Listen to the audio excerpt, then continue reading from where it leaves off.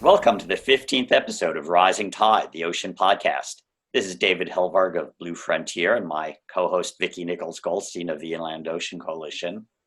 Well, hello, everyone. Hi there, Vicki. So, Vicki, what do we know about today's guest, our mutual friend, Richard Charter? Richard, he is a longtime specialist on ocean protection issues.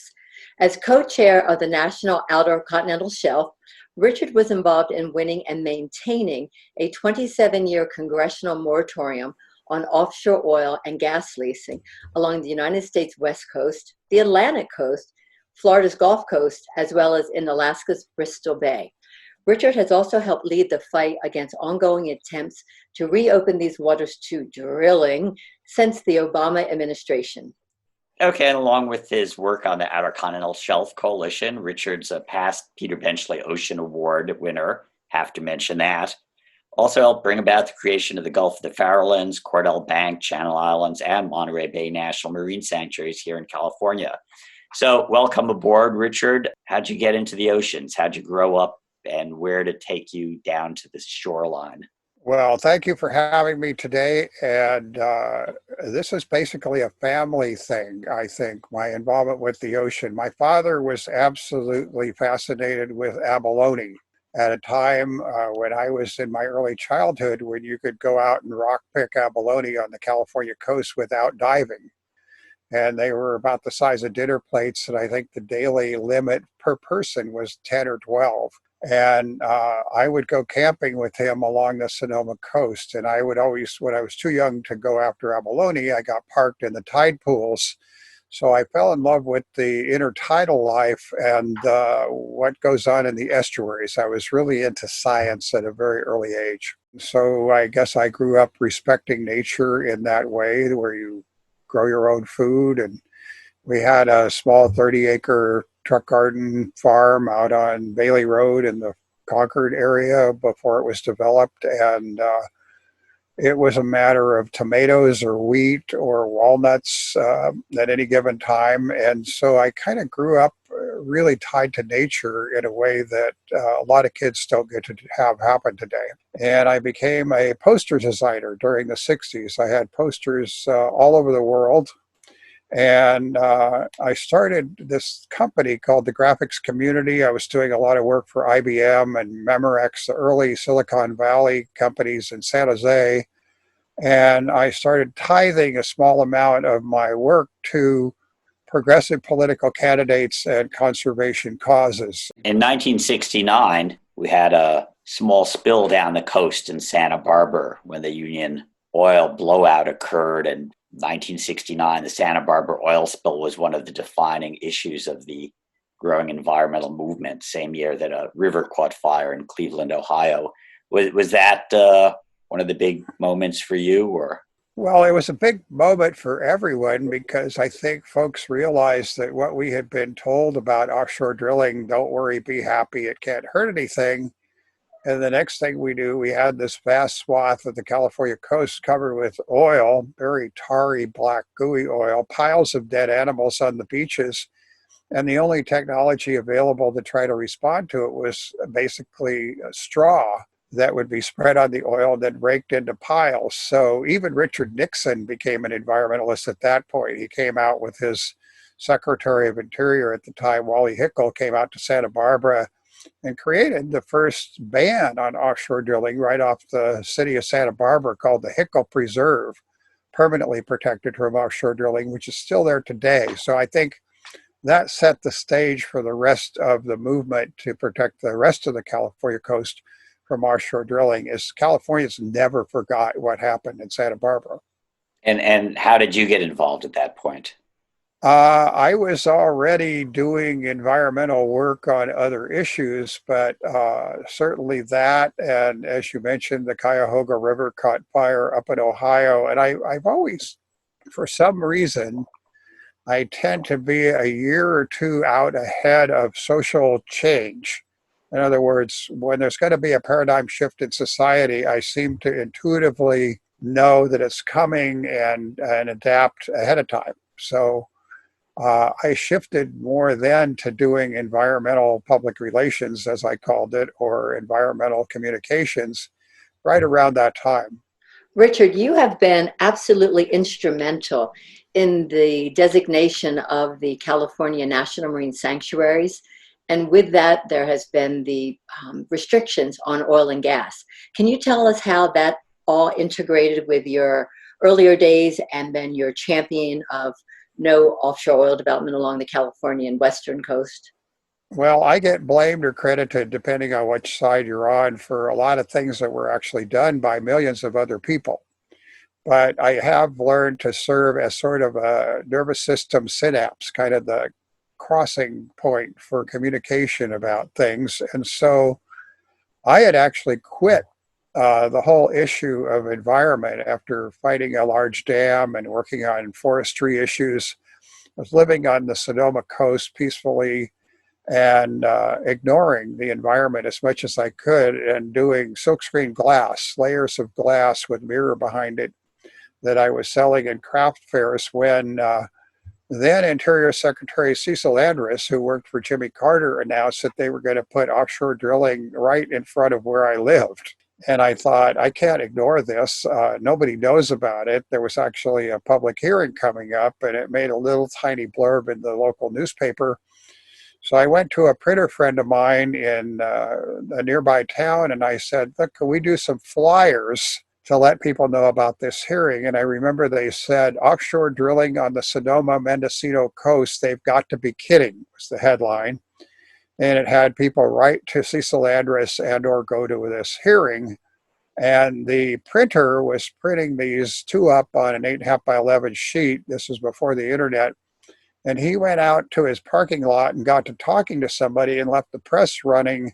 So instead of running 5,000, he ran about 15,000, which when cut in half was 30,000 flyers, which a number of us put on every store counter on the entire North Coast. And what came of that when it was time for the hearing? Well, we needed a name, first of all, to put on you can't just put on a flyer and say it's from, Joe Smith's. So we invented the name Friends of the Sonoma Mendocino Coast, which we had to shorten to Friends of the Coast. And we got an attorney showed up unannounced and said he could get us nonprofit status, which he did. And by the time this whole thing escalated through a hearing and a huge comment period, Cecil Andrus eventually had to go. He was an environmentalist, but he had to go to Jimmy Carter and he had to say, you can't do this on the Sonoma coast. The congressional representatives are against it of both parties. The people are up in arms. The fishermen won't be hearing of it. And so Jimmy Carter actually withdrew the whole plan. And as has been said, I think, by David Brower and others, in the environmental movement, you have to be careful because all of your victories are temporary and all of your losses are permanent. But we thought we'd won. Richard, the creation of the Gulf of the Farallones, Cordell Bank, Channel Islands, the Monterey Bay National Marine Sanctuary, they were all well connected with this concept of preventing offshore oil development. Can you talk about that relationship and how that came about? Well, for the localities, I was working for a couple dozen cities and counties by this time. And their goal, of course, always was to have permanent protection from offshore drilling. There are only a couple of mechanisms in the federal government that allow permanent protection from offshore drilling, and the most attractive one is the creation of a national marine sanctuary. So around 1980, we began looking at the Channel Islands, Monterey Bay, and the Farallon Islands as the locus for national marine sanctuaries where we would have permanent protection in the surrounding waters. We then went ahead and created what is now the Greater Farallones National Marine Sanctuary, then the Farallon Islands National Marine Sanctuary, and we created the Channel Islands National Marine Sanctuary with, of course, huge support from every local government, most of the fishermen, millions, literally millions of citizens. So in the beginning of the 80s, we had gained permanent protection for these small areas around the Farallones and around the Channel Islands. It took until the Exxon Valdez oil spill, really, until 1994, as a follow-up to that embarrassing event, we did get a Monterey Bay National Marine Sanctuary. Congressman, then chair of the House Budget Committee, Leon Panetta, put a much larger Monterey Bay Sanctuary onto the Hurricane Andrew Relief Act. South Florida had blown flat in a hurricane and they needed money. And there were a lot of That was in 1992. Right, 92 that had happened. And by 94, we got a marine sanctuary extending from Cambria up to coterminous with the Greater Farallones National Marine Sanctuary. So that really left about, I would say between a quarter and a third of the California coast permanently protected from offshore drilling in a National Marine Sanctuary complex. However, and in between, we had added in a very important offshore bank called Cordell Bank. So we had pretty much central and northern California from Cambria north nailed down, and an area around the Channel Islands. However, Donald Trump, all these years later, when he became the president, his Secretary of Interior, which was Ryan Zinke, instituted a review of the existing national marine sanctuaries, all of them, particularly any amendments to them that had been created by President Obama. And President Obama had expanded the Greater Farallones Sanctuary, and he had added a little very important offshore spire called Davidson Seamount. He had added that to the Monterey Sanctuary. So the Secretary of Commerce, Wilbur Ross, was charged by Donald Trump with, quote, a review of our national marine sanctuaries. And that's still going on. I do remember that, yes. We have not heard any outcome. We don't know if or when or what might be done there, but that's still an open question. So the question you ask, is our national marine sanctuaries sacrosanct and permanently protected? The answer is we hope so, and we hope that that doesn't end with Donald Trump. How do you compare the Trump era with the other fights you've been in on offshore oil? And also, how do you compare the public reaction, public mobilization? As soon as Trump came into office, he announced what he called America First energy policy, which involved offshore drilling without consideration of environmental issues, offshore drilling on about 90% of the federal outer continental shelf, reversing everything that Obama had ever done. And with no moratorium, he could drill anywhere he wanted. And so he released this new 5-year offshore drilling plan off of California. There are 6 pending offshore oil and gas lease sales in the next 5 years. He also was opening up the South Atlantic, and he was also opening up the protected area that's off the Gulf Coast of Florida. So we began to get really worried, and local governments got very involved again, not only in California, but along the Atlantic coast. And we still have permanent protection for Bristol Bay in Alaska, which is not a national marine sanctuary. It was protected by Obama under what's called Section 12 of the Outer Continental Shelf Lands Act.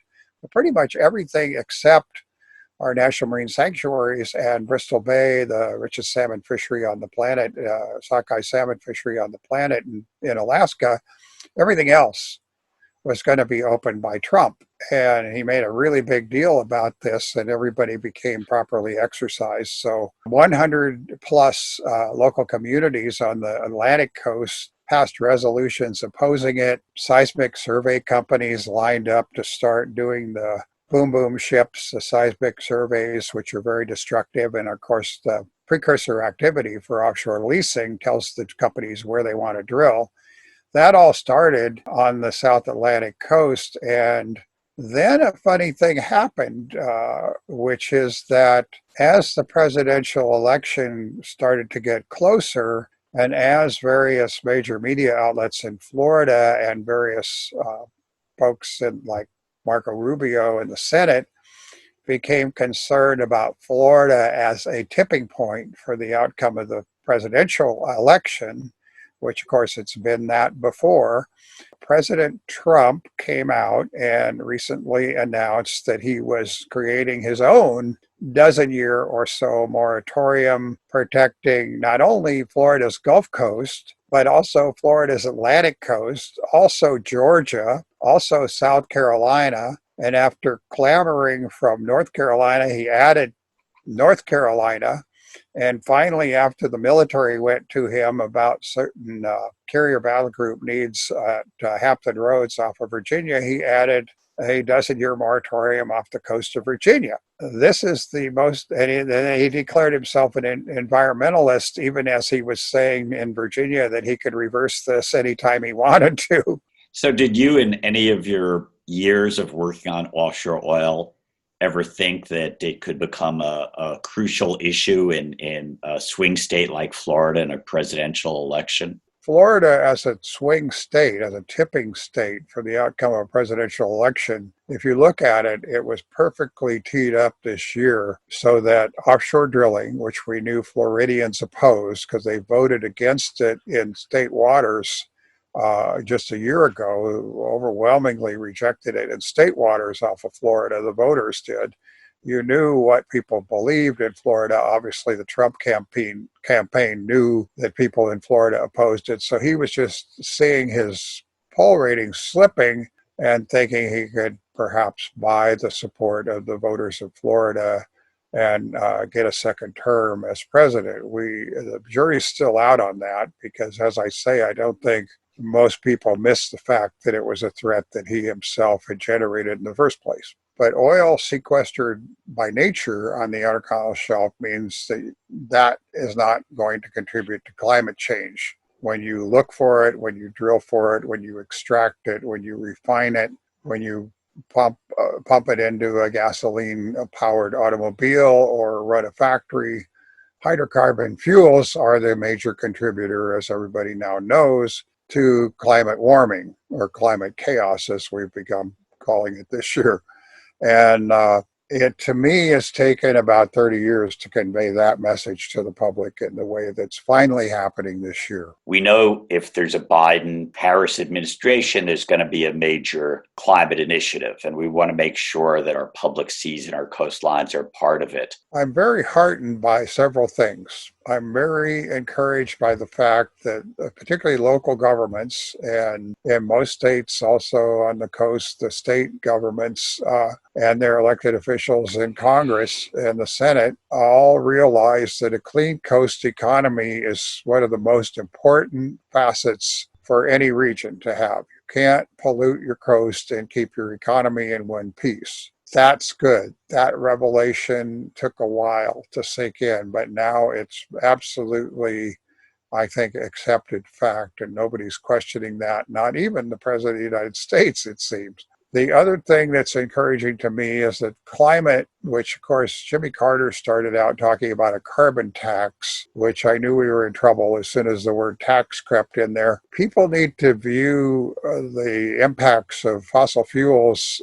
whether they come from the ocean or fracking on land. Fossil fuels are the major contributor, really, to climate chaos. And climate is, an election issue this year. It's never been before. So there's always the possibility that we will get smart in time, barely in time. Human beings are a little late on the uptake and tend to react when the level of the water passes their nose. But I think we're going to see major change. I believe over time the pendulum swings both ways to more environmental disaster and more environmental mayhem and rolling back. The Trump administration has now rolled back 100 very critical environmental regulations, many of them since the beginning of the pandemic, thinking nobody would notice. I think a lot of this can be put back together. It really takes a federal administration 2 terms to do permanent damage. And if this one, currently the Trump administration is limited to 1 term, I think a lot of things can be fixed. Not everything, but a lot of things can be repaired in terms of public policy. The voting public has gotten smarter about their own connection to the environment, whether they're in agriculture or fisheries or whatever people do for a living. A healthy environment is necessary to underpin a healthy economy. And so that's encouraging to me, very much so. The place where I live is a place I fell in love with as a small child, and I had to wait till about 1976 to be able to get here, and they were just little Cracker Jack cottages that were fishermen's shacks, and been here ever since. When I would work in Washington, D.C. for 3 or 4 months of the year and it was hot and humid, and the streets were melting from the heat. And I would come home to the fog in the summer. We called it outdoor air conditioning. It is one of the most beautiful places on the planet. And it recharges me. All I have to do is walk out the door and walk on the beach, and I remember why I came. I remember what I was doing in Washington. I remember why I work on what I work on. So to me, where a person lives is very important. It doesn't have to be on the beach, but whatever makes your heart sing, that's where you want to live. Thank you, Richard. Richard, it was a pleasure, as always, to spend some time with you.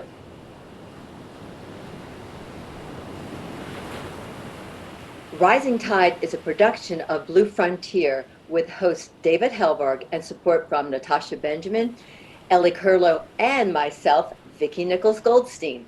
Rising Tide's editing services and additional technical support are provided by Studio Kate May of San Diego, California. The theme song is written and performed by Ethan Kenbard. Off in the salty ocean, off where the waves roll free, the sparkling water rises, then crashes to the sea. Out amongst the breakers, you'll have no need to fear. It's true, it's the blue frontier.